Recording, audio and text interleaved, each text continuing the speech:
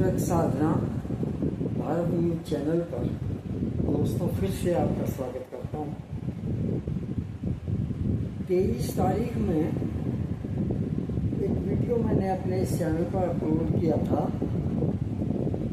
जिसमें मैंने एक कंट्री की कुछ वीडियोस और फोटो अपलोड किए थे और वो एक क्विज टाइप का वीडियो था, जिसमें मैंने ये पूछा था कि एक कंट्री आप इन वीडियोस और फोटो को देख करके आइडिया करने की कोशिश करें कि कौन सा कंट्री हो सकता है। लेकिन जब मैंने वीडियो को चेक किया तो मैंने पाया कि बहुत सारे लोग जो हैं वो इसको डिटेक्ट नहीं करते। तो उनके लिए आसानी से डिटेक्ट कर सकें, मैं इस क्विज का एक क्लू आज इस वीडियो के माध्यम से पहले आपके सामने रखूँगा और उसके बाद इस वीडियो में आज मैं आपके सामने लेकर आ रहा हूँ पूर्व में कुछ राजनीतिक पार्टियों के प्रवक्ताओं के द्वारा और कुछ और नेताओं के द्वारा दिए गए बयान, जो इस तरह के बयान हैं कि जिनसे समाज में कहीं ना कहीं एक अराजकता की स्थिति उत्पन्न हो सकती है यदि हमारे देश की जनता थोड़ी सी भी जागरूकता न दिखाए तो। लेकिन ठीक है, सबसे पहले मैं क्लू रखता हूँ, बाद में इन बयानों पर विश्लेषण करेंगे। देखिए, एक कंट्री से एक सम्राट चलता है, उसका टारगेट है कि मुझे भारत को फतह करना है और इसी टारगेट को लेकर के वो चलता भारत की ओर अपनी सेना लेकर। रास्ते में जो भी देश पड़ते हैं उन देशों को जीतता हुआ वो भारत पहुंचता है। यहाँ उसका टकराव होता है उस समय के एक बहुत ही बहादुर और योग्य शासक से। भयंकर युद्ध होता है। इसी दौरान में वो सम्राट बीमार हो जाता तब और वो जीत भी नहीं पाता। तो उसकी जो भारत को जीत करके शासन करने की जो इच्छा है वो कहीं ना कहीं प्रभावित होती है। वो सोचने लगता है कि मैं चूँकि बीमार भी हो गया हूँ और यहाँ मेरा टकराव जो है वो बहुत बहादुर राजा से हुआ है और मैं शुरू में ही हार गया हूँ, तो क्यों ना मैं अपने देश वापस चला जाऊँ, क्योंकि मेरे बीमार होने से मेरी सेना का मनोबल कम हो जाएगा। तो ऐसी स्थितियों का विचार जब उसके मन में आता है तो वो बजाय भारत को फतह करने के वापस अपने कंट्री की तरफ लौटता है बीमारी की अवस्था में और रास्ते में ही उसकी मृत्यु हो जाती है। ये है क्लू। और अब मुझे लगता है कि बहुत आसानी से आप लोग जो हैं इस क्विज का आंसर दे पाएंगे। जो भी इस क्विज का सबसे पहले आंसर देगा उसको चैनल की तरफ से एक इनाम भी दिया जाएगा और उसको चैनल की तरफ से सम्मानित भी किया जाएगा और उसका नाम पते के साथ मैं इस चैनल पर चलाऊँगा। अब आते हैं हम उस टॉपिक पर जिसका अभी थोड़ी देर पहले मैंने जिक्र किया। देखिए, हमारे देश में बहुत सारे जयचंद हैं और ये जयचंद आज से नहीं, ये बहुत समय से चले आ रहे हैं और पहले भी जयचंद हुए हैं, विभिन्न कालखंडों में हुए हैं और इन्होंने देश को हमेशा नुकसान पहुंचाने की कोशिश की, अभी भी है।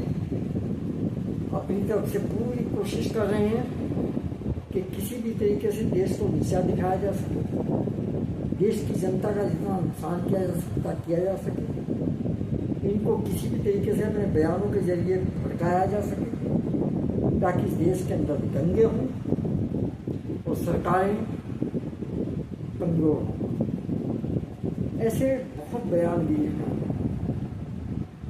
इनमें से कुछ बयानवीर जिन्होंने अभी कांवड़ यात्रा के संबंध में कुछ बयान, जो कांवड़ यात्रा थी वो बहुत ही शांति प्रिय ढंग से और बहुत अच्छे तरीके से, बिना किसी रुकावट के, बिना किसी बाधा के संपन्न हो गई। और यही सबसे बड़ी परेशानी थी इनकी कि ये किसी भी तरीके से सही तरह से संपन्न ना हो सके। हमारे बयानों से कुछ ऐसा हो कि जिससे इस सरकार, वर्तमान सरकार पर दाग लग सके, लेकिन ऐसा हो नहीं पाया क्योंकि सरकार की सतर्कता बराबर पर। देखिए, हमारे देश में बहुत सारे बयानवीर तो हैं ही, उनमें से कुछ का जिक्र मैं आज यहाँ करूँगा। एक टिकैत बंधु हैं मेरे प्रदेश में, बड़े सम्मानित हैं। मेरे प्रदेश के बहुत सारे किसान उनका सम्मान भी करते हैं, लेकिन मुझे ये एक बात समझ में नहीं आती कि उनको क्या परेशानी है, वो क्यों अनर्गल बयान करते हैं, क्यों चाहते हैं वो कि इस देश का अहित हो। वो बयान देंगे किसानों से हटके, और वैसे वो ये कहते हैं कि हम किसानों के नेता हैं। किसान यूनियन नाम से उन्होंने संगठन भी बनाया हुआ है। आप किसानों के लिए तो कार्य करते नहीं हैं, बल्कि आप ये चाहते हैं कि किसान किसी तरीके से भड़कें और भड़क करके सड़कों पर आएं और आंदोलन करें,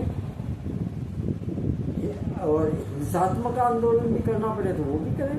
उसका नमूना इन्होंने पेश किया था दिल्ली में, जहाँ इन्होंने हिंसात्मक आंदोलन किया था। वो तो सरकार की सहिष्णुता थी कि सरकार ने इनके खिलाफ कोई एक्शन नहीं लिया। ये एक बयान में मैंने अखबार में पढ़ा जो इनके द्वारा दिया गया। मैं नहीं दावा करता कि वो बयान सही है या गलत है, क्या है, लेकिन चूँकि बयान मैंने पढ़ा है इसलिए मैं उसका संदर्भ लेते हुए उस बयान को अपने इस चैनल के माध्यम से कोट कर रहा हूँ। जो अपने टिकैत बंधुओं में जो बड़े टिकैत हैं, उन्होंने कहा कि ये कांवड़िए जो कांवड़ लेके आते हैं ना, ये तो आतंकवादी। वो ये बयान देते समय मेरा मानना है कि ये भूल गए कि बहुत सारे युवा, बहुत सारे व्यक्ति अपनी श्रद्धा के अनुसार हरिद्वार से जल लेकर के उनके क्षेत्र के, जो मैं विशेष बात ही कर रहा हूँ कि उनके क्षेत्र के भी बहुत सारे युवा, बहुत सारे व्यक्ति अपनी श्रद्धा को पोषित करते हुए हरिद्वार से जल लेकर के उनके क्षेत्र में स्थित शिव मंदिर पे अर्पण करने के लिए चले, और उन्होंने जल को अपनी आस्था के अनुसार अर्पित किया शिव मंदिरों में। और जहाँ वो रहते हैं टिकैत बंधु, उनके उस क्षेत्र के आसपास ही एक पूरा महादेव नाम का बड़ा प्रसिद्ध मंदिर है। और सवाल ये उठता है कि आप ने जो बयान दिया, इस इसका मतलब तो ये हुआ कि जो आपके क्षेत्र के लोग कमर लेकर के आ रहे हैं, क्या वो भी आतंकवादी है क्या? इसका तो जवाब दे दें आप। आपको हर हिंदू में आतंकवादी दिखाई देता है क्या? जो लोग अपनी आस्था को सर्वोपरि करके एक धार्मिक कार्य के लिए अपने शरीर के कष्ट को भूलकर पाकिस्तान की सीमा से लेकर और कन्याकुमारी तक सभी प्रदेशों में जहाँ जहाँ भी शिव मंदिर हैं, वहाँ वो अपने क्षेत्रों के अनुसार जब चढ़ाते हैं तो वो आतंकवादी हो गए। किस तरह के बयान देते हैं ये लोग? ऐसे ही बयान एक पार्टी है, समाजवादी पार्टी, उनके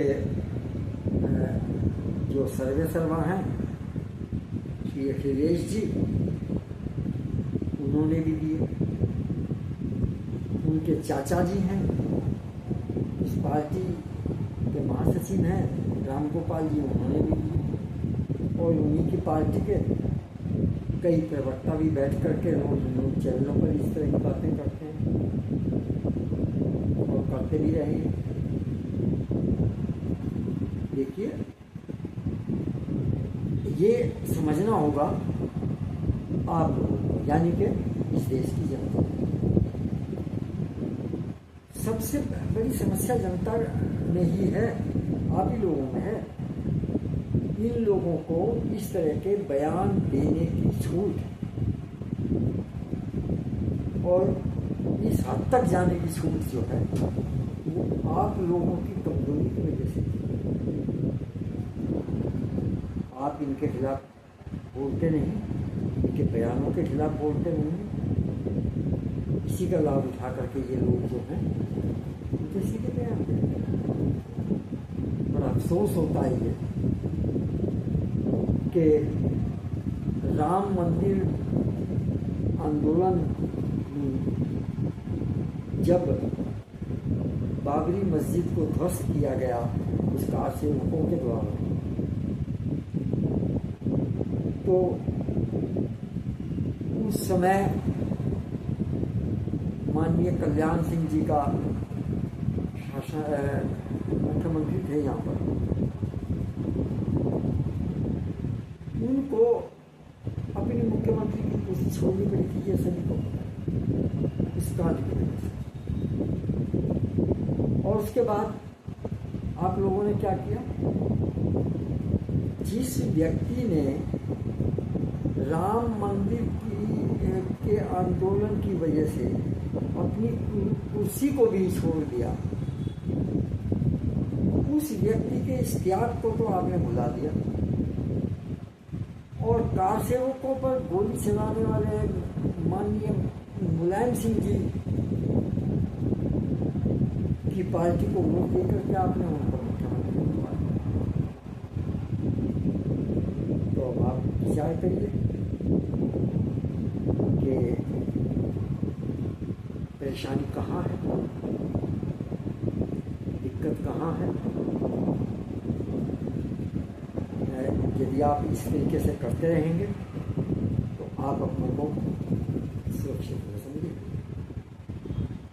इन लोगों के हाथ में सत्ता आपने सौंपी, पहले भी परिणाम देख सकते हैं, आगे भी देखेंगे।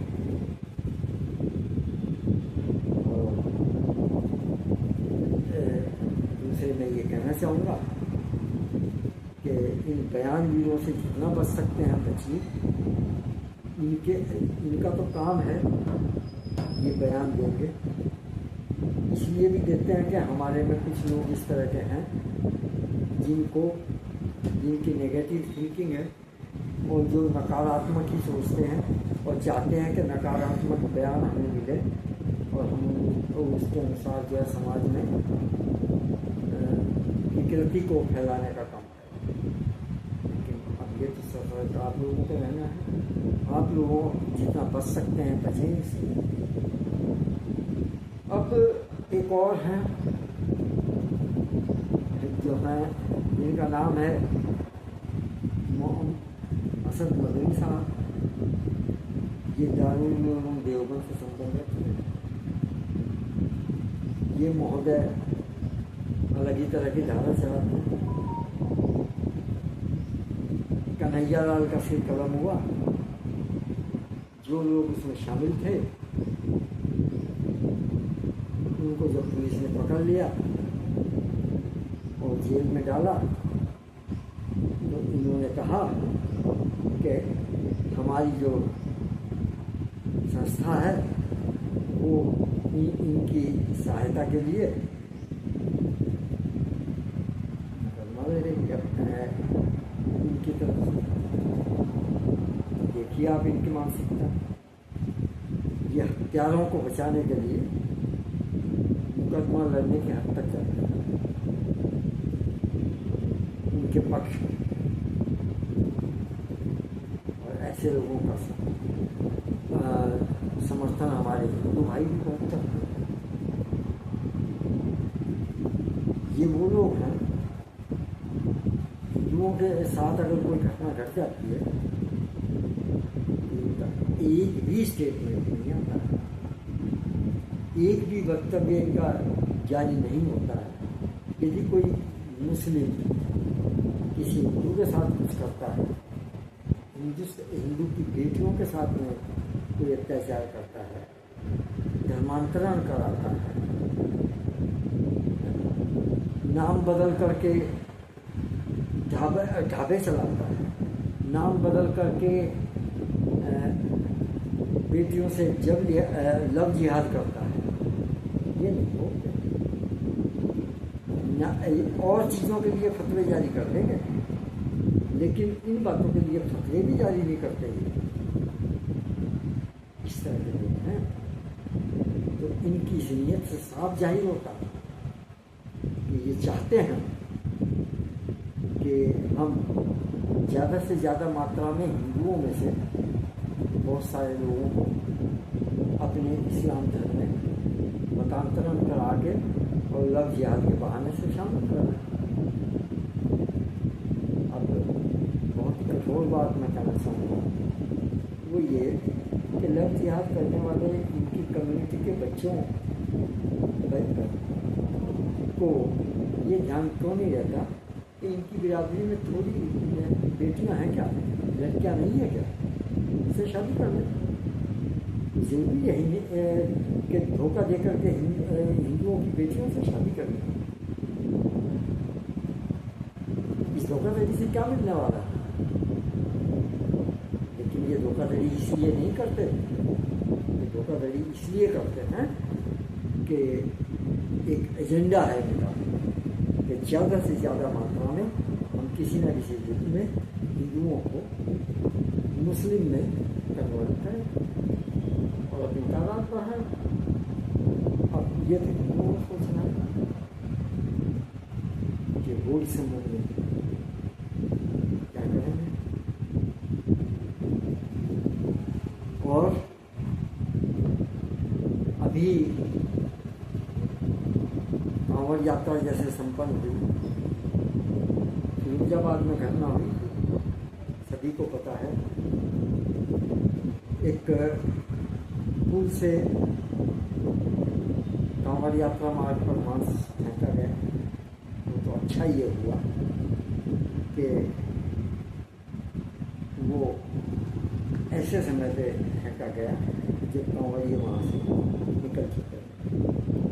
जो कांवड़ियों को ऊपर फेंका जाता तो क्या होता, इसका अनुमान लगाइए आप।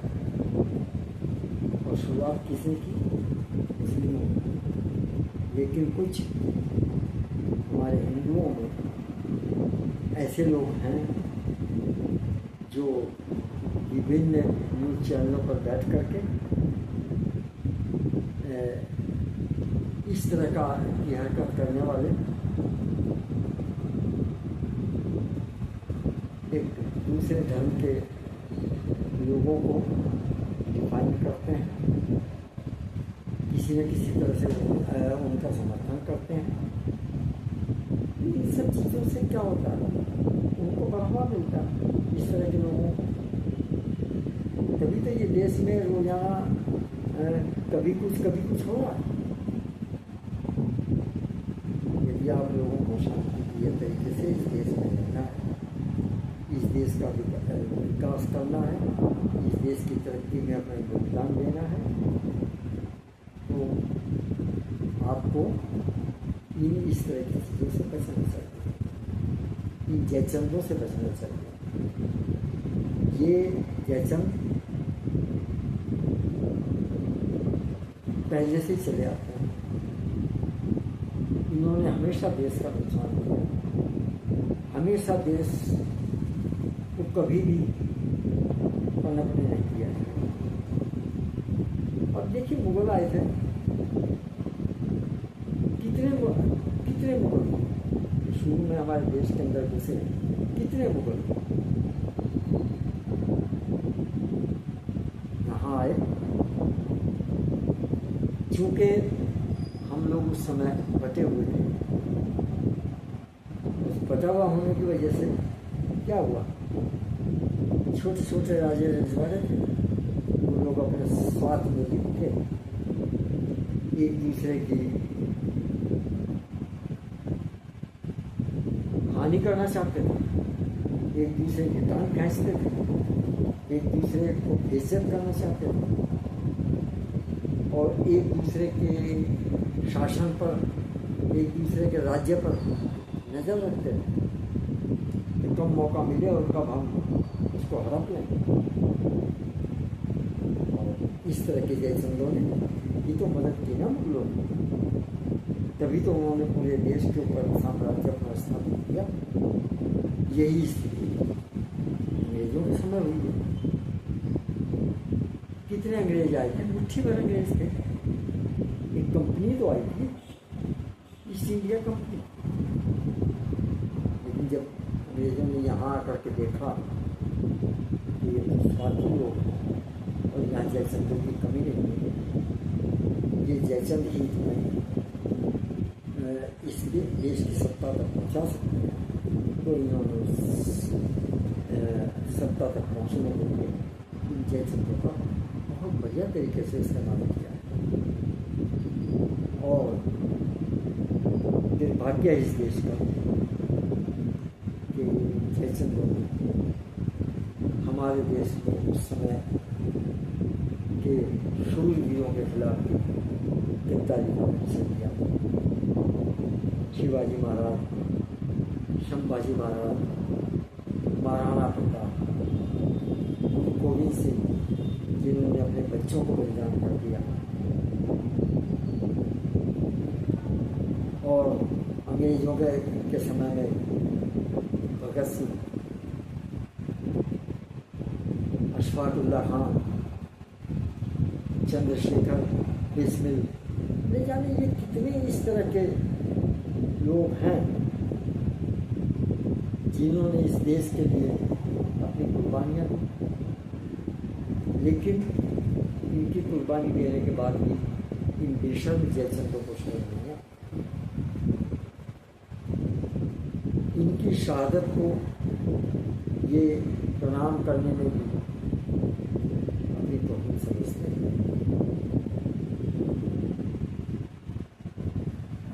और ये इस तरह के लोग हैं देश की सेना को बख्शते हैं, उसके लिए भी अनाप शनाप रखते हैं।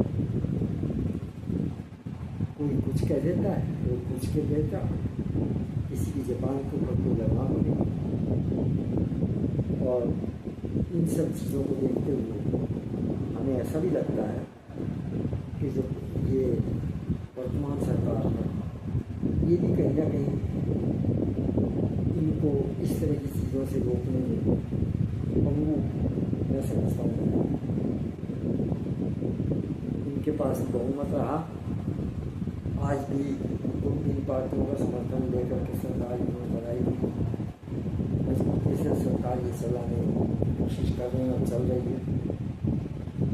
क्यों नहीं ऐसा कोई कानून बना दिया जाता इस देश में कि इस देश को नीचा दिखाने के लिए इस तरह के जयचंद्रों के द्वारा जो विभिन्न तरह के बयान समाज को भुलाने के लिए, देश को नीचा दिखाने के लिए किए जाते हैं, उन पर सख्ती से कार्रवाई हो और उनको सजा।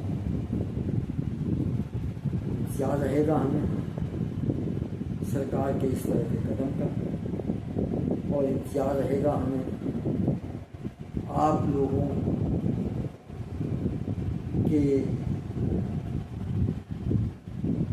इस सोच को आप कब बदलेंगे। देश के प्रति अपनी भावना को मजबूत रखिए, इन जयचंद्रों से बच कर रहिए, इन बयान वीरों से बच कर रहिए।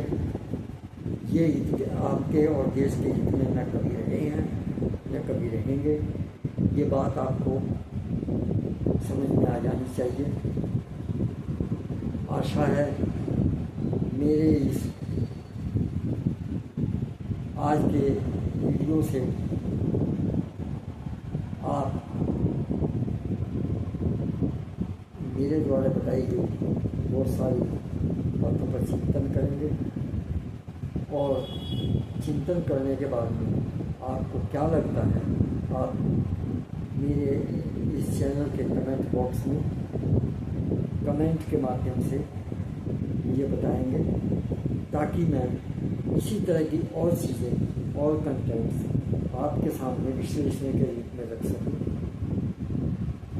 यदि आपको यह लगता है कि मेरी बातें